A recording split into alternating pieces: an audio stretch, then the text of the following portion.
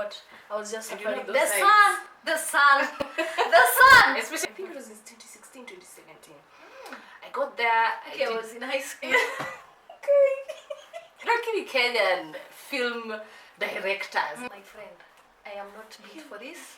I'm a baby girl. This is not a kibanda where like nipe skuma nitanipa kesho. No.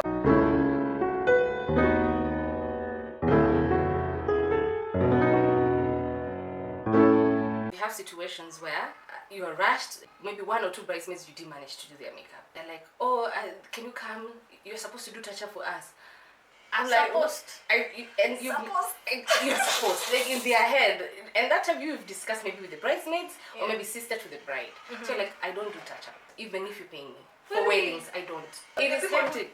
Charge like if you keep me here for the day, I'm charging you 10 G's. For the touch up. I don't do touch up. It is still hectic because that thing of saying you have to figure, okay, they're going to the church. Who? That's why I was saying the issue, like when you don't have a car, it's so stressful. You're like, so how will I get to the venue? Oh yeah, they have to organize like a car for you. So and if all. you hadn't discussed that and then there's a slight change, that's why I avoid that touch-ups to row because it is so hectic. So in my head, I'm thinking, let's say the wedding is at Karen and you guys are in Westlands. You understand? So how am I going to get to Karen? True. So they start They to have to figure pay out for that. Exactly. So I avoid touch up unless it's a shoot where I know this is a full day shoot, like corporate, or those days when I used to do music videos. Yes, But for weddings, I do the makeup and I just go. And then I feel like there's isn't much touch up for weddings because makeup nowadays does last the whole day. Yeah, it does. We have the primers and the settings. Now we have fixing spray. True, the fixing spray. Actually, it doesn't even transfer, it doesn't move. Yeah. So I can't do touch up just to come and wipe your lipstick and do it all over again. That is something your maid of honor can do. True. Yeah. So nowadays I like some brides who are so well, when they know they want a particular lipstick or they'll have their own lipstick. Like me, I want Nuba. So when they're doing their touch up in the evening or in the afternoon, they have the maid of honor can just wipe it off and then they do it again. Yeah, because the rest of the face is okay.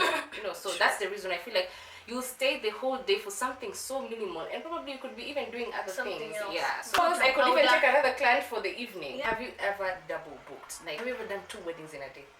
2 weddings? Yeah, but I've seen people who do that. I don't know how they do it. I've gotten like gigs that were, it's like it was a video shoot for a song and a wedding.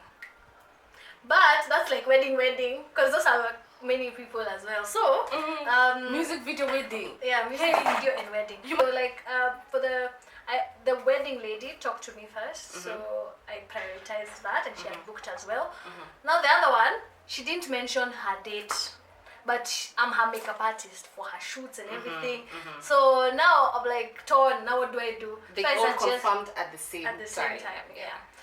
So I just told her that I can just organize for another makeup artist to go shoot, like do her makeup for her shoot and everything. And she was like, okay at first, but then she decided to take another makeup artist she knew.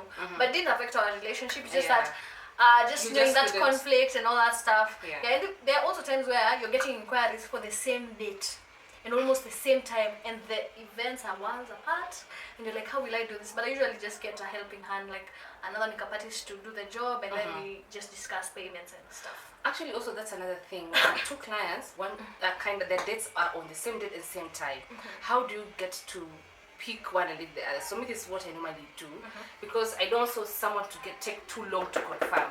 So I normally sometimes even if there's no other client, I just say I have another client who wants to book me on the same day, so that someone can pay down payment.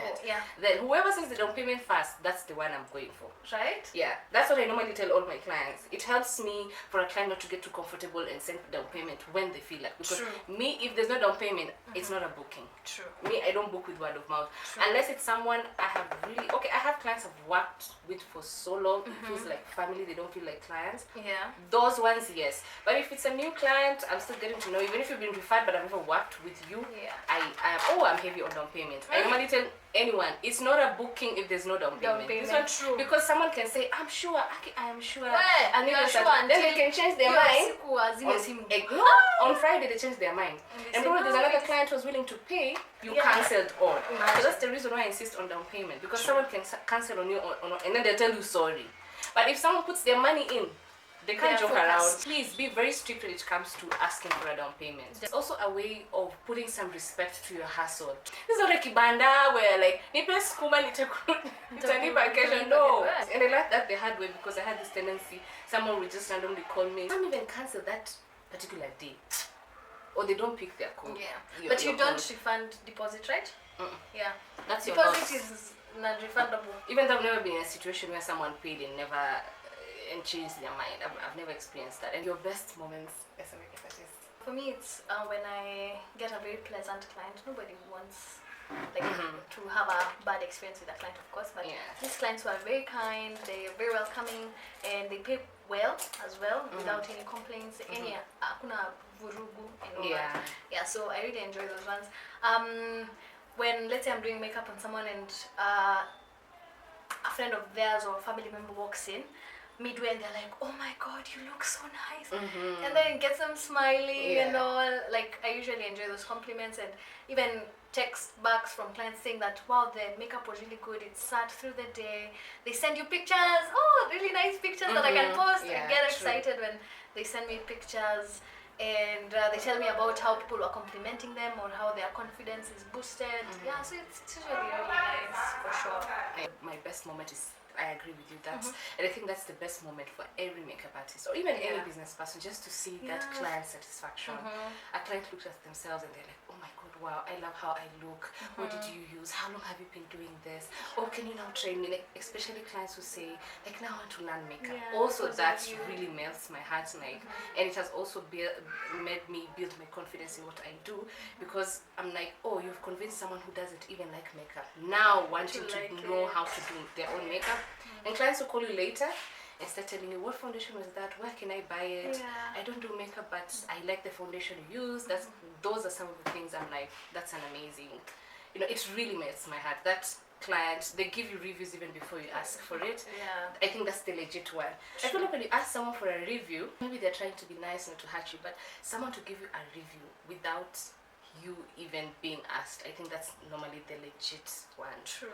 And even the ones who usually like when they're inquiring about the product and they get to learn a lot. And they're like, oh my god, I've learned so much. There are others that I talk to and they don't really explain stuff to me, but you are patient with me and I didn't understand this. Even I've worked with students who are saying like, thank you so much for being patient with me, because I know I take time to learn this and it's been quite difficult, but you've been patient with me when teaching and all. And I'm like, oh wow, that blesses my heart for sure. Also for me, the good part also, I like the traveling bit.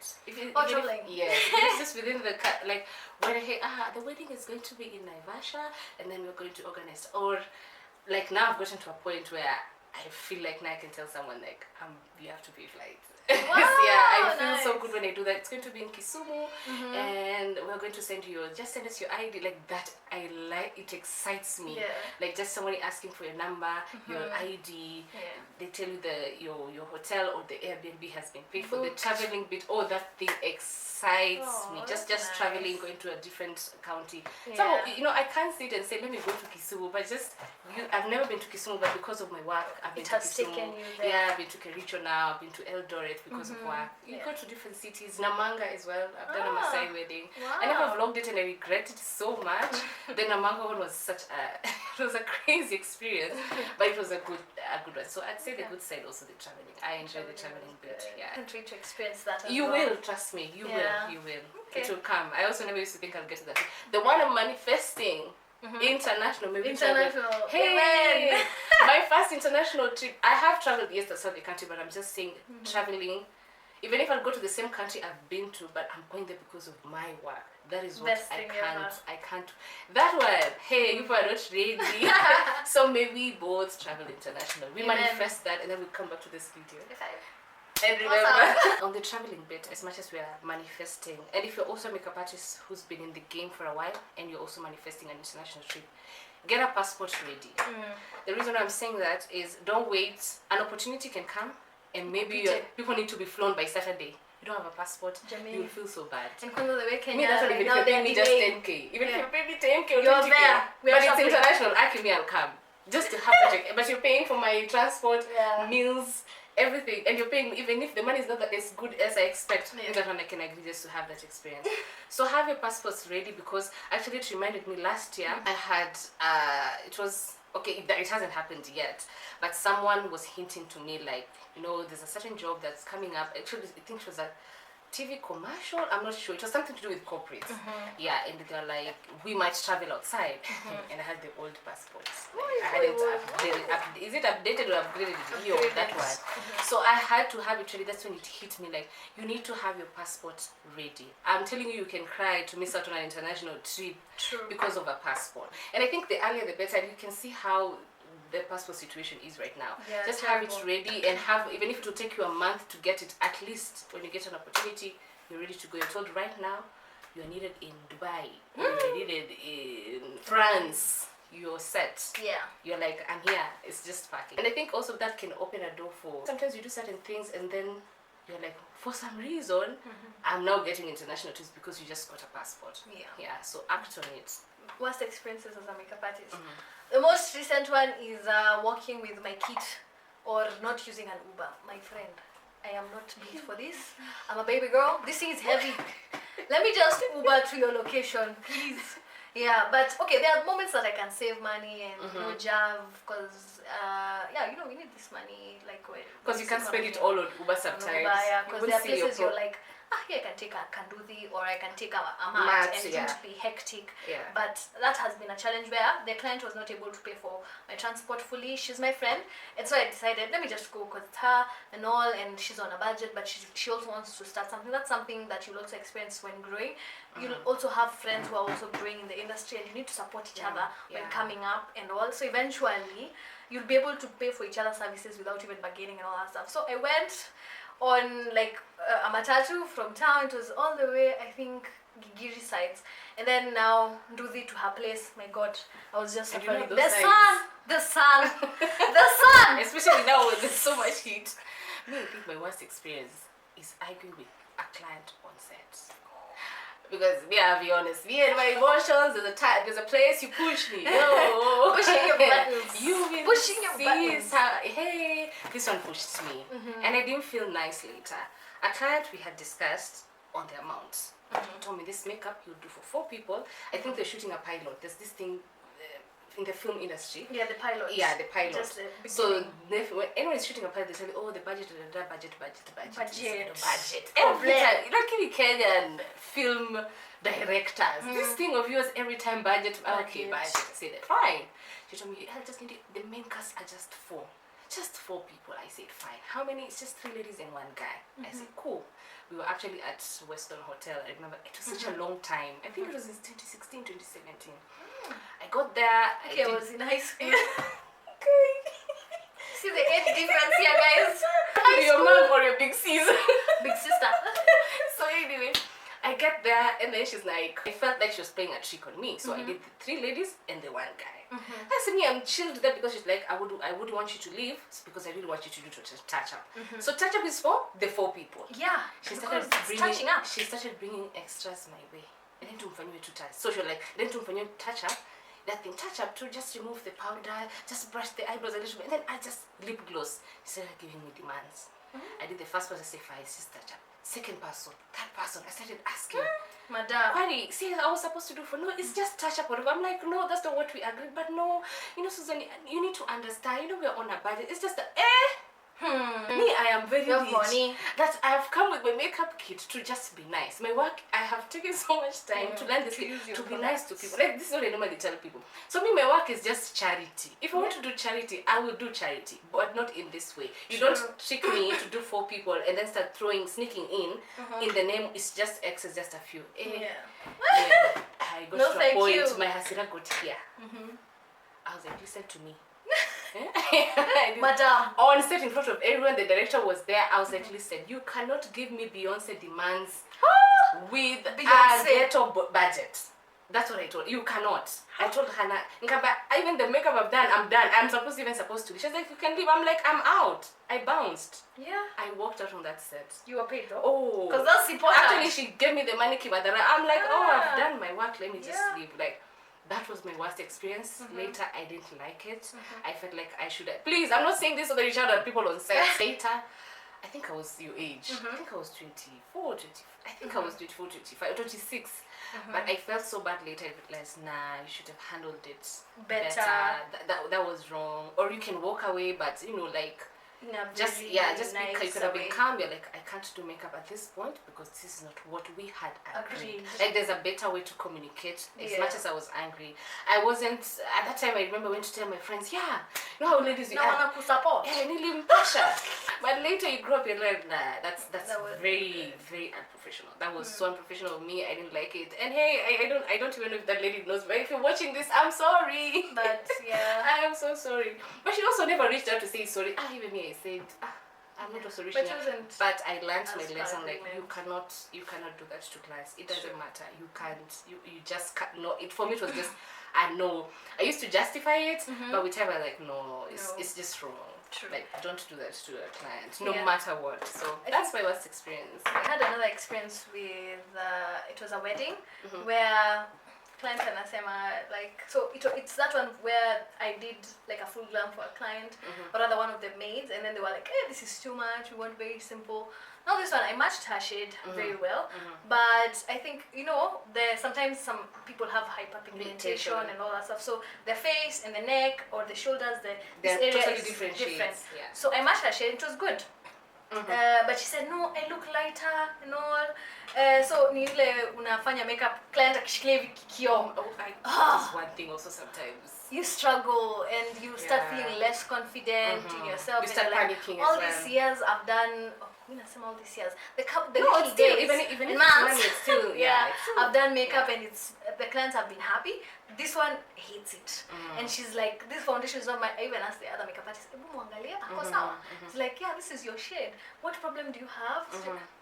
Like, it was just chaos. It was so demoralizing. Yes. And I felt so bad with those maids and all. I just went and apologized after. I told them, I'm really sorry that I did not meet your expectations. I wish that in future if we work together, we're able to communicate the needs and everything that you have in mind. But it was tough. I really didn't like it. Does happen. It does happen because sometimes, I've also done makeup with one of the brides. She's pregnant, so her neck. Pregnancy, at least that is okay. Kind of thing. There are people, they're not pregnant. The neck is dark, the chest is light, the forehead is dark, light. We have that. So what I normally do, I tell someone which shade do you want, so that they don't blame me later. So I tell them, if your neck is dark, we're doing dark the face. Yes. If you want the color of your chest, we are light and huku equate the same. But mostly when you find that situation, find out if they're wearing something open. So if they're wearing something open, go with the chest. Mostly the chest. The neck you can play around. If it's dark, you can lighten it. So go with the chest. And arms, make sure it's one color. And then if the face is dark, the chest is lighter. You have to make it lighter. That one, when they're taking out a full picture and it's an open outfit like the way I'm dressed right now, then someone can see the blending. But if you say it, you'll do neck dark and then you maintain uku light, and then now I think that's where the issue. It can be very for sure. For me, have I met someone who's like, yes, thank God it was one client, type of clients who want to be lighter and they're dark. So she kept saying, so I did her shade. She's like, it's her shade. Madam. We were actually literally the same shade. It's like, no, I feel like I look too dark, whatever. You need to lighten it, and then you lighten it. I lightened it. She said, too light.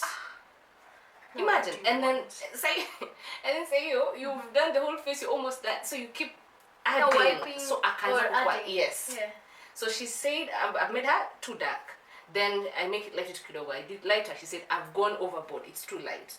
So we go back. By the time we go back now to her shade, she's kicked up. You have to remove the whole thing. Yeah. So these things sometimes can be, and then you panic.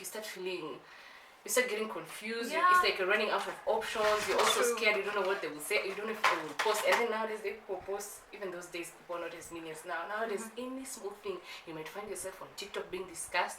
Or on Twitter you're trending somewhere. So you're just chilling. But I know that caffeine. You can feel like you start doubting yourself. It is. And anyone who, if you're dealing with a makeup artist and maybe they're not getting to the look that you want, be kind when you're addressing the issue, like we're humans, we have feelings, and we depend on some of your reviews to get better. True. So you can criticize it, but do it in a positive way. Yeah. So imagine someone starting out, and you say certain comments, and maybe this is the path they're taking to make it big in their life, and then you crash that dream. So that's the reason why I'm saying, be kind. Yeah. We are now in the era of AI. Technology is going to another level.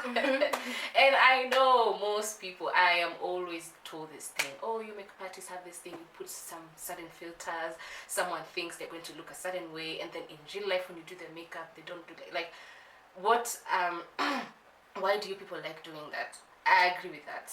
Filters are there, yes, to enhance, sometimes you want to adjust the lighting. I think they're good when probably you've taken a picture or a video in a place the lighting wasn't really as good to adjust the lighting, sometimes to adjust the texture. But it's true, people overdo it. Yeah. And I call that deceiving marketing, because I've seen reels. I don't know, iPhone people, tell us in the comments. There's a certain filter I have seen. I noticed it with eyebrows. Like if you're to use it and I'm to use it, our eyebrows look the same. That's when I notice. I'm like, and you see someone who is posting a tutorial using that filter. Stop using a filter when you're doing a tutorial. Like, I found it clownish. Like, what are you doing? No, does the filter move? You can see, if you're careful, you see it moves. Moving. Especially on the eyebrows. You can't do a tutorial and you're using a filter. And then skin has texture. Yeah. Even with people with the smoothest of skins. The most smooth, like a baby's bum, skin has texture. The people with pores, the people with open pores, it has texture. And I think that's it's normal. Like, as much as the makeup is supposed to cover blemishes and all that, like, make it a bit reasonable. Don't go overboard with the filters. Me, I don't like that filter. That I think it's for iPhone. I don't know. You look like a doll. It looks like those two dollies, like a cartoon, like those animated cartoons. Yeah, there's this filter, people, you look like an animated cartoon. And I'm like, no human being even looks like that. Even a 1 day old kid, even when you look at the skin, it doesn't even look like that filter. I mean, let's be reasonable enough. They're good, yes, they look fun. But if you overdo it, that's deceiving marketing. Because you get a client, they expect to look a certain way, or they expect their eyebrows to look a certain way, and you use the filter. It's very disappointing. Even me, most of my content, it's no filter and all. I've never been tempted to use it, but recently I saw the reason why people sometimes use filters, because I did a video shoot just for content with a friend of mine, and the makeup, or rather the setting powder I was using was this translucent one, and it had a white cast. So when it's being shot, it looks like I'm white underneath here, and I started feeling like I want to just don't. The content was good, but now the makeup looks funny. So I wanted to use a filter to cover up that. Eventually, I never posted it either way, but I know I can still redo better content because I'm the same person and all. Yeah, I wish he just told me, because I just trusted him and everything, and him not knowing much about the makeup, he didn't think it was a problem. He thought, because I know what I'm doing, blah blah blah, let's just continue. And that's when I saw it, and yeah, so. I don't use filters. I don't like people who use filters, because yes, it's a lie. Very deceiving. Yeah. But I've also seen some content creators saying that they're showing the real content and then the one that has filters and edits. They're saying that don't compare yourself with the people out there, because people are using filters. People are lying to social media. Sometimes it's not honest, like reality. People are just putting out the best of the best out there. So don't compare yourself. Your skin will not look like theirs on camera. If you have acne, if you have blemishes, that's normal. Everyone's skin has those pores and everything. So just be you, feel confident in your own skin. Just do your skincare. Just take care of yourself the best way you know how to. And don't compare yourself to anyone. The beauty industry has grown. We have gotten to a point now. You don't have to be a makeup artist to be a beauty influencer. If you're enthusiastic about beauty and makeup, you can call yourself an influencer or a beauty influencer. So what are your thoughts on like brands and the beauty influencing space? How do you see it? I think there's a lot of competition out there. People are doing a lot. And I'm just starting out and I'm like, oh my goodness, am I ever gonna get there? Because I look at really big people like Stephanie Cherno, Makeup by Mitch, and they're doing really good stuff out there. Those are just a few people that I've mentioned, but we know of big brands like Fuina and all that stuff. So it's good. For me, because I'm growing, I feel like most of them are out of touch. So like getting to them, even DMing them and all that stuff, you might not even get a response. So for me, they're out of touch. But then what I've seen, or rather what has gotten me into a space of meeting people like who are really big in the industry is just trying to maybe attend some of their events, being a consistent follower as well, like commenting or liking their posts and all that stuff. They'll catch on eventually, and participating in giveaways and stuff like that, because I know I participated in one giveaway. I got to meet Stephanie Cherono. Like Mitch, I got to meet her by chance because of somewhere I worked. So there are people who I have interacted with, like even celebrities, where I've just attended an event. Maybe it's about psychology or just life, maybe love, whatever, a conference, and there you're able to interact with them. So that's the only way me as a person who I feel like they're out of touch, I can get to them by attending these seminars, because if you invest and pay 3,500 for an event, not just anyone is coming there. Like, and then you'll be few. You know, Joe, charge event now. Everyone is there. Mutaja. But if you invest and all that stuff, I feel like that's the only way I can get there.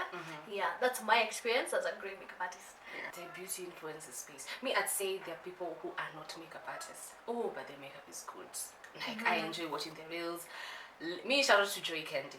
Oh, I know she's more into fashion and lifestyle influencing, but she's also leaned also towards into beauty. It has smudged. Yeah, kiddo, and we have to fix that. This happens anyway. So for me, my favorite, I'd say someone who is not a makeup artist, but they do very good quality, makeup videos, makeup content.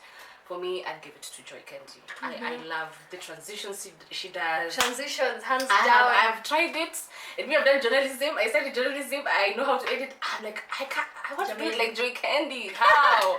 I mean, but she challenges me, and I like the fact that she does behind the scenes. Like she does videos to show how she does her videos. That one, she's alone. Yes, sometimes I with give her it up camera. to her. Yes, they're amazing content creators out here. They do good makeup. I'm like, wow, how come I'm forgetting the names? But I think Joy Candy is the first person that comes to my mind. I love how she does her, and that's not even a makeup artist. And I think she's just trained throughout, because I think because of her content, her makeup has to look good, her hair has to look good. So I think because of that, she had to learn how to do good makeup and try out different. I like how she tries also different looks. Or sometimes she can hire a makeup artist, and there are times she does her own makeup, and it still comes out so well. And and I learn a lot from her. I genuinely learn. I've learned so many small to hacks and to tips here and there from that. So I'd say that's what I'd say in the beauty influencing space. And I pray to get to a point where I'll be working with brands. Hey, once I start working with brands, like I'm just making money off brands. Me, I don't think I'll stop being a makeup artist. Or I'll be a makeup artist for certain people, because that's where I want to head. I've worked with a few. I think I've worked with Mega Growth, but that was hair. It wasn't anything to do with makeup, but I enjoyed it. It was a campaign. Or with one company, they were trying to come up as Junior. You see what Junior does? Yeah. So it was called Boomy. So I was under category of beauty. So that's the closest I've worked with a brand. But I think they did it for 1 year. I don't know what. Hey, Boomy guys, where are you? I need you guys to come back. I want to shoot content for you guys. So so that's the closest I've had that experience, like feeling ish, because me, I've been a makeup artist for so long. So right now it's when I'm trying kidogo to divert to the, like, coming off, like, as a beauty influencer, you're working with brands, they're paying you to give reviews, they're paying you to use their products. So I think that's all I can say. The other side that I don't like about in the beauty influencing space is their clicks. But I'd say in every aspect, even in the workplace, there are clicks. Even in the matatu sector, kuna sindo circles, there are clicks. So clicks will always be there. Yes, there are clicks. There are certain people, you see them going for certain events. You're like, this is a click. This particular click has been. That clicks thing is, I don't know, it makes me feel some type of way sometimes. But I mean, it's something I've also learned to deal with, and I think so many people cannot be open to talk about it. But sometimes you can feel like you're left out. It gives the vibe of you can't sit with us. That's what. You can't sit with us. This is just us, not you guys. So that the clicks in the beauty industry sometimes gives me that vibe. But anyway, the goal is to win So and there's room for everyone. I think that is more like a sideshow, so it's not Yeah. something that it should stop you not doing what you're supposed to do, or it shouldn't stop you not to create content. So it's okay. You can also thrive even on your own. Yeah. I mean, there's so many amazing makeup artists and beauty influencers, and they're making it big. They're not in any clique. They thrive on their own, and they're doing so well. So and then that's when people now want to know you. They want to interact with you and all. Yeah.